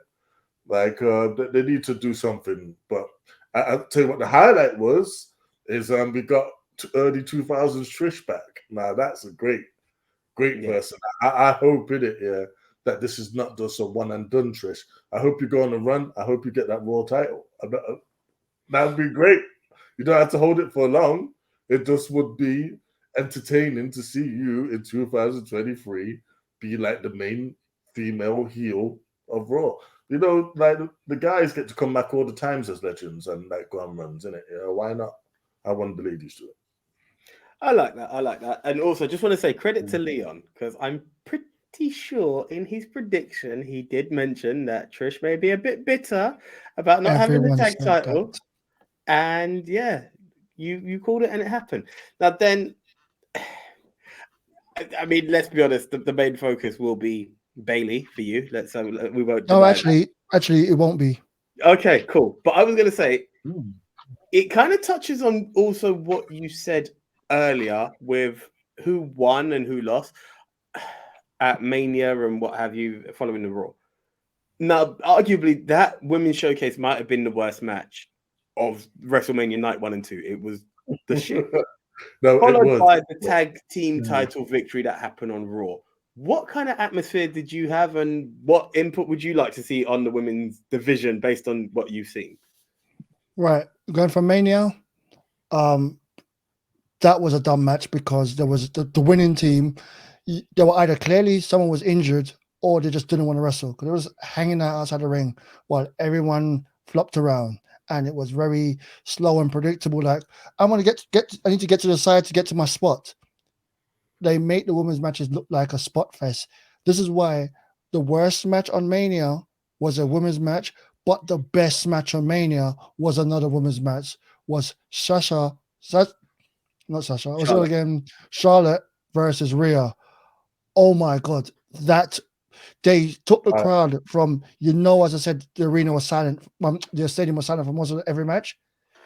The crowd didn't get told to cheer. They just lit up the crowd. And this is why I think Rhea should hold both belts. Bold statement. Just the reason for that, there are not enough women in WWE at the moment. Why are they splitting it with two belts? Let them be one title and let it just be against all the women there. So that storyline could run over the two brands. Let there be one woman and let it be a dominant woman. That's purple, red, and blue. Raw and SmackDown. Well, whoever it is could hold two titles like Roman does. Brilliant. It's not even about the Roman thing. It's just because you have on Raw, how many male talents do you have compared to female talents? On SmackDown, how many male talents to female? You can get all the female talents together and they have just about the same amount of roster as male Raw. So just make it as just the women's division, Raw, SmackDown, women's division. Then you have the tag team and they can focus, ignore the breach of storyline, just focus on that women's division as their own division. Make a storyline for them. Give them 2 match every night for now until you see the crowd cares about them and want to see them, and bring it up to being 3 match. Well, there was a point where women matches were the best things on WWE at one point, and then it was like push them to the four horsewomen during lockdown.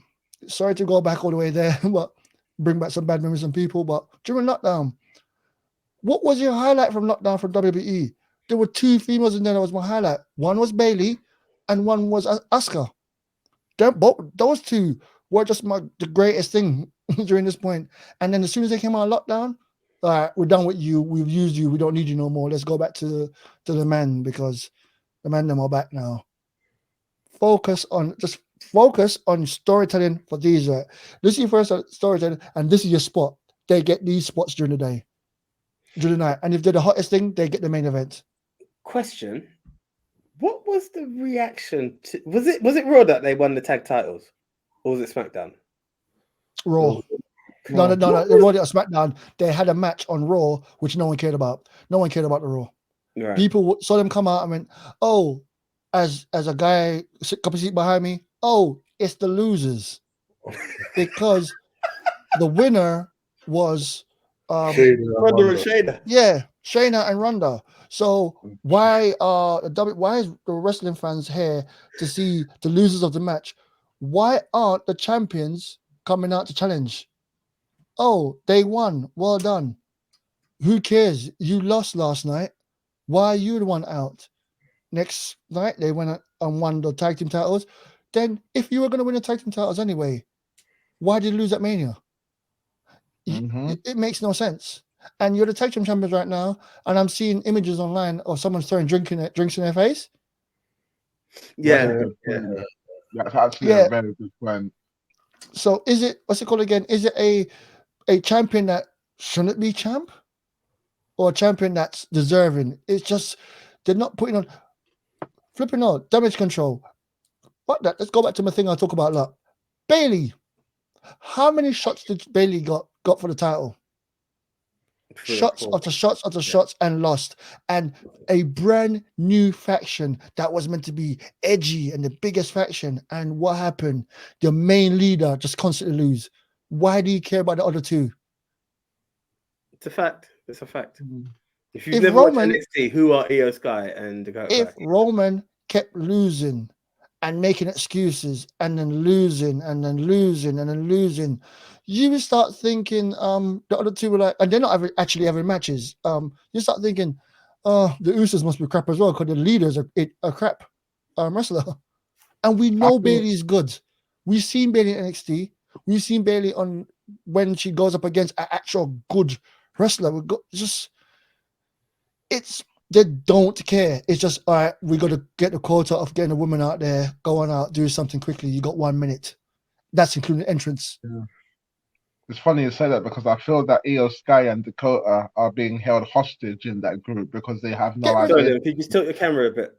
Just the So we can head. see your forehead. They have no ideas for them in creative. So I feel like they're almost being held hostage in this group because since even when they were tag champions, what did they do? Nothing really.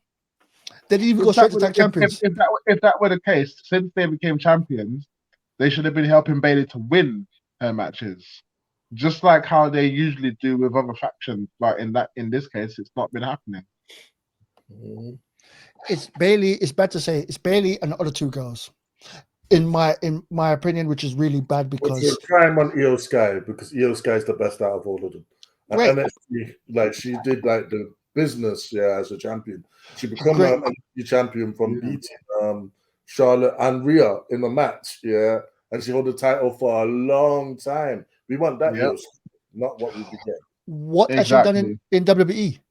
Because at that point, NXT was NXT and WWE was WWE. They didn't look at like this is the one they come up with. They don't talk about anything they did in the past. It's just you're a new star. SummerSlam, when Bailey came out and then brought out two new allies to make a thing, it was two brand new rookies in the eyes of the WWE fans. And since they've been out, they've been losing. They went for the tag team. Everyone clearly obvious them two are going to win because it's a new faction. They lost so bad that when they won the title, no one cared because the momentum is gone. And they won and no one cared. And they lost again. No one cares. The team, they need to separate. They need to separate away from Bailey. They need to move away from Bailey and not be part of Bailey so they can become their own thing. Bailey needs to leave WWE. I hope she leaves and go back to with her friend. Well, they are teasing a breakup. Because Io Sky is like the number one contender because they did a whole thing where Bailey come out and she tried to be like, oh, I've got a title like opportunity in a triple threat to crowd a new number one contender, and then basically the other two complained, and so then she had to go back in And then like Io Sky got added to the match, and Io Sky is the current #1 contender for Bianca's belt. Beautiful. Love that. Give the belt to Io. I don't want to actually scratch that. Go to what I said before. Give it to Rhea. Rhea's the hottest thing on WWE right now. Keep her the hottest thing on WWE. She and the Bloodline. She One thing made. I want to touch on though, like that you said, yeah, I do think that WWE has enough women to make a good division. It's just again, they don't build people properly. They don't have enough stars. Like they only got like a few segments to really showcase who this person is, and like you need to be building people and not just have them come out. Because again, I bet none of you can really tell me anything about Tegan Knox. Yeah, and I feel that's a damn shame. Yeah, absolute fact. What happened to Doudrop? Piper Niven's on Raw. Piper Nivens. She's just there as a job act. Yeah, she's not taken seriously at all. But where she could be a threat. She should be undefeated. She should be female Brock. She should be killing people. They gave her back her name, but she's just a jobber. But that's what I mean by putting them all together as their own division and giving them give them an hour of the segment of Raw. Raw's 3 hours long. Fit 1 hour. I don't know. It doesn't mean 1 hour block, but I mean an hour spread over the entire night. So 2 hours spread over the night is for the men's. 1 hour spread over the night is for the women's on both shows. Just give the women a third of just a third. I'm not even asking for half, a third of the broadcast. I agree. And let them build them, make it a good. And you know what you get from that?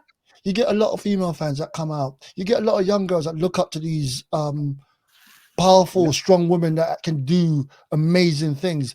Look at the entrance for what's it called again? Bianca Belair with the young dancers, the young girls. I thought that you know them girls are going to be living about that for years from now. Like, I went out on WrestleMania and I was with this superstar.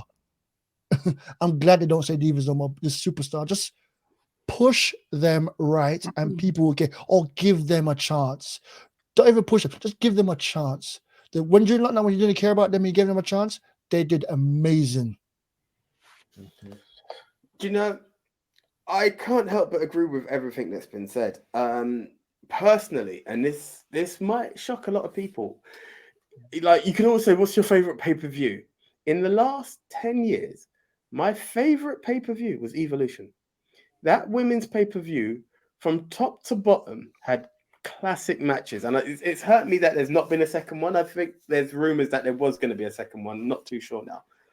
But you look at something that's there, and, you know, we talk about how, for anyone who's watching, check the link above, that, you know, there was talks of like an AEW collision and all these other shows. Like, when they cancelled 205 Live, and listen to what Den's saying, it would be awesome to have a show that is dedicated to the women. I think they have enough power with that, you know, and it would be a challenge to something like Glow, and I think it wouldn't get buried, because where 205 Live just had random cruiserweights, and like once they lost Enzo, that was it. Like, it was a matter of making a star. You know, maybe if they had a Finn Balor, it could have been something more. But let's concentrate on the women. If you have a show that has Bianca Belair, Charlotte Flair, Bayley, Asuka, Alexa, Ronda freaking Rousey, who crosses multiple platforms, that show could be something.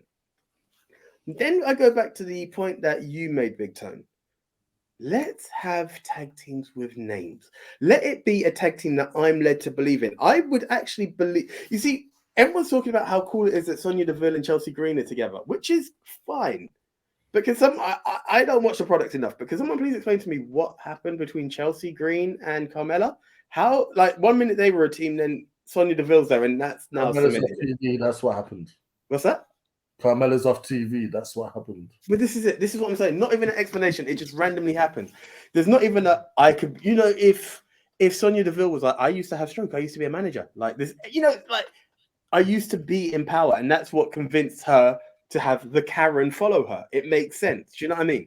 But we don't have anything. It's just random. Now give us some teams who actually just come out. Like, one of my favorite times in the women's division was when you had all these, like, the Riot Squad. I think the Riot Squad was an absolutely powerful team. Now, I know where Liv is at the moment, Ruby Soho is, so yes, you can't get that. But the fact that the tag team champions are not Ronda and Shayna, who everyone knows have a history of friendship, it's a slap together tag team again. And again, to quote someone who then heard, the losers. Give us some tag teams who actually have established. Put a name out. Just randomly come out and have that name. Build that. Is it cool to see Trish? Yes. Is it cool to acknowledge that nostalgia act? Yeah. But here's my thing. While we're doing that, she's beefing someone who's not a champ. Do you know what I'm saying? That's fine. I think you need to Who she's have. beefing? She's beefing Which Becky is Lynch. fine. But is it Becky or is it Becky Becky's a and star. You're Exactly. beefing a Becky star. is a star, which I will never dismiss. But I think we could. Maybe it's because my heart still wants to see where I felt like the UFC stars should have been the ones to have taken it off Becky and Lita, because we needed that feud between Ronda and Becky to be reignited. But it just feels a bit messy. As much as it seems to go in a positive direction and we're seeing teams, we need more established teams. We need to know that we shouldn't be scratching our head with the talent that they have. Who's next for Bianca? You know, Asuka, I believe it's weird because Asuka, some people believe she's leaving. I hope she isn't. But Asuka should be still floating around and going for it and winning it at Backlash, because Bianca's got that WrestleMania moment, which we all love to see, and she's on that streak. Let Asuka become something. Let Bianca fall back a bit. Let's see some new contenders from a different angle. Let's rebuild the women's division. To me, it sounds positive from what you guys are saying, but it still needs a lot of work, in my personal opinion. Think back. Remember you said earlier about undefeated streak?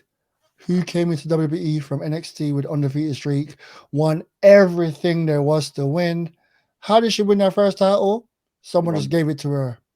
You are getting this. Oh yeah, you're right. Yeah, you're right. Yeah, they just gave her the title because one of the champion was pregnant, so there wasn't a match. So we're gonna give it to you instead of having something like a tournament and let her beat everyone in the tournament, or even lose and then come and cash in the briefcase because you're still a briefcase holder. But just give her an angle. Well, you got the briefcase, so here you go. You're the champion now.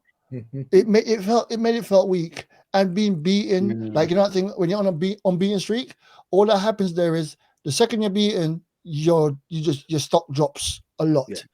So the unbeaten streak is not a thing that I think should happen with that. But Asuka, superstar, and an international star, can speak multiple language, can just do so much for the actual company.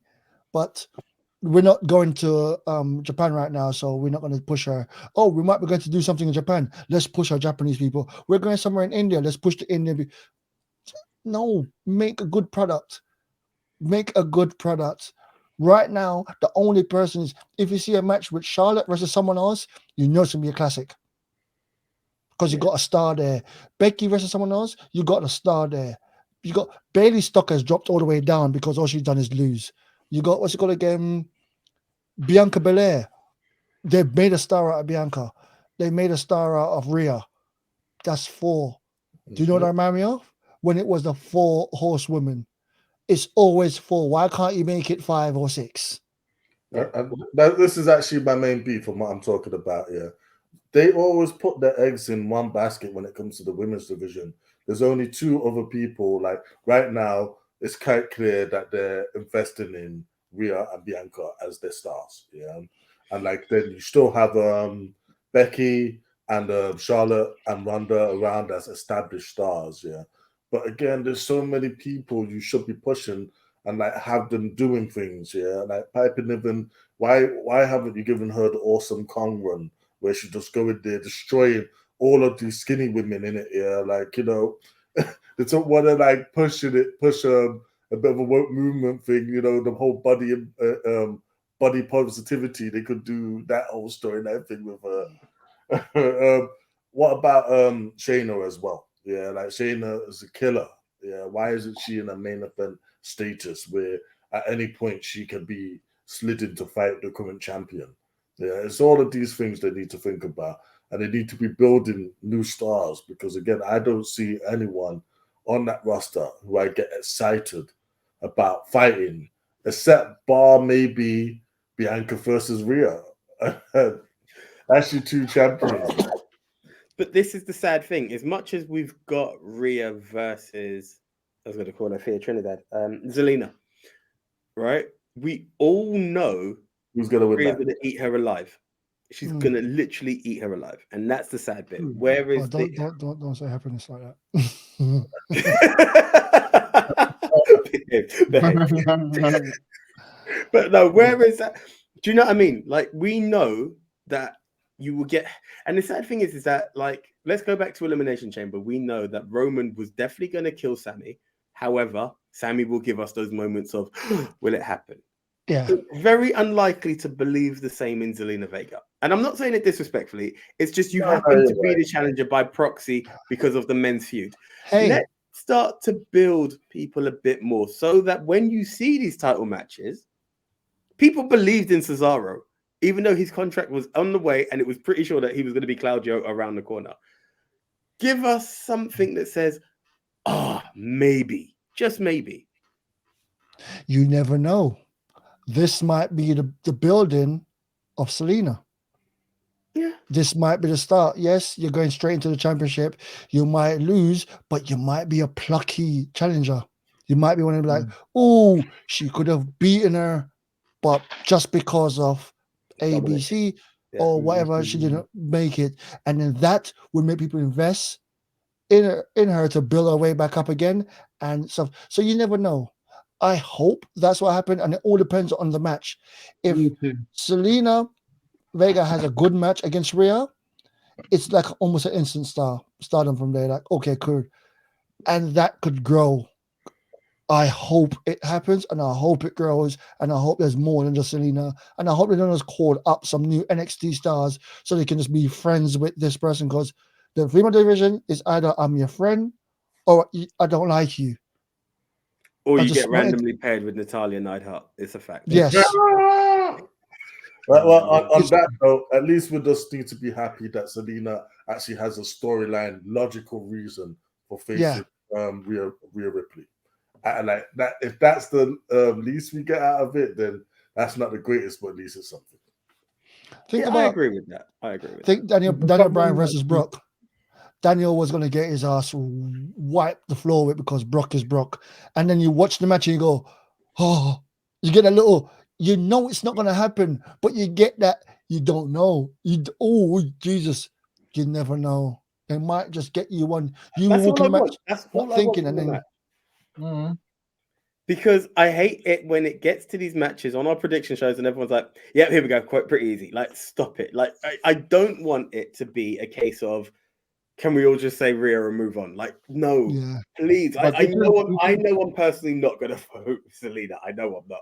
But let's give it a bit of context. Let's give it a bit of context. Let's be like, Hey, Selena got the victory somewhere. It's not that she just had a stare down and she's teaming with Rey Mysterio. Like, come on. This is what worries me, like, you know, because after winning Queen of the Ring, the first one, by the way, this is the first title match that she's had since then. And how long ago was that? It was like last year, I think it was, right? Mm. Because obviously they're doing it again this year in Saudi Arabia. Now, That's or another Tracksuit of the conversation in year. itself. That's another Yeah, they can all be wearing tracksuit. this is the first title shot that she's had since winning that thing. And what I'm worried about is even when she was speaking to Adam Pearce asking for that match, saying that she's the only Puerto Rican in the WWE and stuff like that. Me, I'm finally happy that she's getting the TV time and the push that she actually deserves. And I'm going back to her contributions, going back way back when to now when she's been back and she's just done so much since then. She deserves it. But what worries me is that I know it's not her fault, but she or the creative didn't mention that she's the Queen of the Ring once in that angle. And that worries me, because that now makes it what you don't want it to be, AJ, and it's that, well, we know Rhea's going to win, let's move on to the next. I agree, but I'm also kind of torn that if she goes like, I was Queen of the Ring, I deserve my title shot, someone will be like, to quote Karrion Kross, TikTok, now you're calling for it? Like, that's the only part that I disagree with, but it's a good call. Like, acknowledge who I am. I am a former Queen of the Ring. I am worthy. So with that, it's a good point. By the way, coming out, because got to go back on the Bailey bandwagon to be like all happy and positive. At WrestleMania, when Bailey was coming on the ramp and she was rapping to her beat and singing to it, I was like, oh, look at you. Ooh, I'm falling in love again. Bailey, still my girl. But as I said, for me, while a lot of people do say Asuka, I think it was Bailey and Sasha who were. If it weren't for them, I don't know how I would have done wrestling through the pandemic. They were absolute gold. Yeah. Well, it's sad to see where she's at right now, personally, for me. Let me ask a question before we move off this. Would we want to see any of these women in AEW, and who would do good there? What's her name again? The Japanese woman, Asuka. Asuka would be amazing. Asuka would be the one to beat the big black girl. Yeah, she could end Jade's streak. She could come in and she could end Jade's streak on her first match.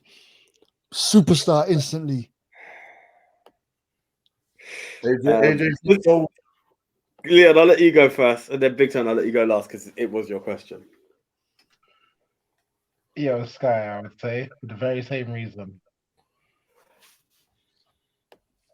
Do you know what? I mean, the instant go-to, especially because you've got the what's Soraya's group called? Outcasts. The Outcasts, because you've got the Outcasts. Like, legitimately, it would be Charlotte or something like that. But if I'm honest, for it to be that bit of muscle for the Outcasts and for it to be something, I think Rhea Ripley, it would damage WWE so badly right now. But Rhea, I think, has that attitude that has the edge that AEW requires, right? She has wrestler plus superstar quality. Charlotte is a phenomenon, but is very much a WWE mold. I think Rhea could be bent into an AEW mold. Asuka, for all that you guys have said, Io would do better because she's a high flyer, and they might push her to become like their female Rey Fenix or something along that line. Asuka, I fear, would get caught very much like. Is it Akira Shida? Like, she will be there for the minute and then she will fall into the absolute abyss. I'm not saying AEW is racist. Don't get me wrong with that, but I've not seen them handle Japanese stars at their best. You know, they've got a lot there, and they get this build and then they get lost in the shuffle. I think Rhea would be the ultimate signing if AEW were to coop a female star. Obviously, Bailey walking down the ramp with Sasha would be awesome, or Mercedes, should I say? But Rhea, I think, would have the ultimate. Oh, if you're just going for the ultimate, then Ronda Rousey. I mean, yes. Right. But if you're going for the one that's not being used in WWE right now, that would do better somewhere else, and would make that company a bigger thing, it's got to be Asuka. You need to see NXT Asuka. Oh my God. Oh, yeah, beast, absolute beast. Oh. So, Big Tone, your question. Can I guess? Just to let you know, before you give your answer, Nia Jax is no longer under WWE contract, so that's not valid. Don't worry, there's no one Tamina. Go on, Peter. Tamina. I just want to say that Hikaru Shida, like, yes, she didn't have the greatest one after she lost her championship, but then that's more of AEW's problem with their own women's division of how they book people when they're not in the title feud. But before then, she had one of the longest title reigns, man. Was it memorable though? It was a long reign, but was it a memorable reign? I liked her reign personally. Yeah, I just feel, but again, that division was finding their feet. They didn't have the stars that they had today, and people wasn't established as they are today. So it's a work in progress, and she did her thing. Could they treat her better now? Definitely. But I feel that Asuka coming in, none of that shit would happen. None of it. Asuka would be one of their biggest stars, be one of their biggest draws. She wouldn't be Asuka anymore. She'd be Kenna. Yeah. And again, Kenna's already got her own history, yeah, and her own following. Like, they could do so many things. She could join Bullet Club Gold. Yeah. Like, there's so many things you could do with her, and just those instant star. Yeah. I think her coming in and beating Jade is like probably the best shout. But yeah. Do you want a hot take from me? And I think it may sound a bit disrespectful, but I don't know. It's just by the art of the wrestling that comes out, like wrestling, sports entertainment of AEW. I think she would be the awesome face of Ring of Honor more than AEW. I don't know why, but I picture her really owning that more than AEW. I don't know why. But Nah, that's man, why. Athena's got it down. Athena's got it down at the moment. Fair enough. Fair enough. Asuka is dominant physically, can be vulnerable, and can do comedy. Come on, that's covering so many bases, and can just be crazy. Hold on, No, you know what? I hope we don't get that shit. I hope we get the serious mad serious Asuka. NXT Kenna. Yeah, not even Asuka, Kenna. Yeah. Go on a tear. But you know, Yeah. someone else who I think would generally hurt WWE if this happened. And I don't know if she's unhappy and she's actually thinking about this. But if Becky Lynch walks through AEW's door, if the man walks through their doors, Yeah, that's a megastar. And that you can build your whole women's division around. You see what AJ said earlier? I would see Becky Lynch being big and then dropping quick. She's a WWE star. Yeah. She's not a crossing star. Reason why I'm pushing for more Japanese when I got Asuka, Forbidden Door means they got the Japanese division already linked in. It would be great, would be a combination. A star that's not a WWE, one at WWE and one not at WWE. That's what I'm going for 2. Bailey and Sasha Banks. Of course. Mercedes Moné is always going to be anywhere together. Those 2 together, great. Yeah, I can't help but agree. So here we are, guys. I'm gonna literally leave it as these 2 questions because it's been a good show. We're about to touch the 2-hour mark, so thank you for sticking with us for all of this. But here's the 2 questions to close this segment. 1, what is your thoughts on the women's division within the WWE? What changes would you like to see? What do you agree with what we said? What do you disagree with what we said? But more importantly, let's close it with Big Tone, the man in the zones question. If you could see anyone walk from the WWE female locker room into the AEW locker room, who would it be and why? I think that is a freaking awesome question, by the way, bro. I absolutely love that one. So, is there any other business that anyone wants to touch on before we close, or are we good to close? I do. Yeah. My apologies for every time I said these American fans and those American fans. It was an experience I had. The guy sitting behind me, the Mexican gentleman, and the group of them that he was with, you lot made it very good for night 2. Night 1, wish I had fans like you there because it was a bit dry without the UK crazy fans. But apart from that, Mania. No, you know what? Mania was a yeah. Yeah. It's floating. It's floating. I got to go with my dude from AEW, man. Oh, the OC. Yeah. Cool. Okay, guys. So thank you very much. As always, we are available on many podcast platforms, including Spotify. Yes, we are back on Spotify. Bit of a break there. Don't think I didn't notice it, Nico. But yeah, so yeah. Tell a friend to tell a friend. Start subscribing. Hit the like button here. Subscribe, guys, because hey, you just had 2 hours of solid content from 4 guys. One of them doesn't even watch wrestling, and he dropped some knowledge on your ass. So just spread the word, and we are truly appreciative. And we will be back next week. So until the next time, I am the one AJ Anthony Jordan. I'm Denner Tech, the wrestling fan that doesn't watch wrestling. Undisputed reigning champ. For next time. Now, thank you everyone for tuning in. Big Tone out the zone. Have a good one, everyone. All right, guys, we out. See ya.